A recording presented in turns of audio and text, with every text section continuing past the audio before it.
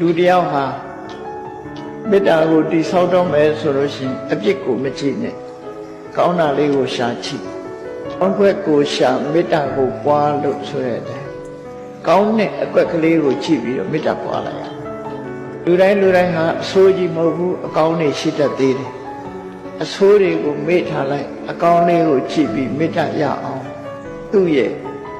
အပေါ်မှာမေတ္တာဓာတ်ဖြစ်အောင်ကိုယ့်ရင်ထဲမှာမေတ္တာပြိုးပါလို့ဆိုလို့သူ့ကိုမေတ္တာပို့တာမဟုတ်ဘူးနော်လူတွေလွဲမှားပြီးတော့မေတ္တာပို့ခိုင်းနေတာပြောတာမဟုတ်ဘူးကိုယ့်ရင်ထဲကအမုန်းတရားပြောက်ဖို့ရာအတွက်မေတ္တာဓာတ်ကိုတည်ဆောက်တာနော်အဲ့တော့တည်ဆောက်တဲ့အခါမှာကိုယ့်ရင်ထဲမှာပဲတည်ဆောက်သို့တော့အာယုံပြုတဲ့အနေနဲ့ကတော့ကိုမုန်းတဲ့ပုဂ္ဂိုလ်အာယုံပြုပြီးတော့သူ့ပေါ်မှာမုန်းတဲ့စိတ်ပျောက်သွားအောင်ကိုယ့်ရင်ထဲမှာမေတ္တာတည်ဆောက်ပါ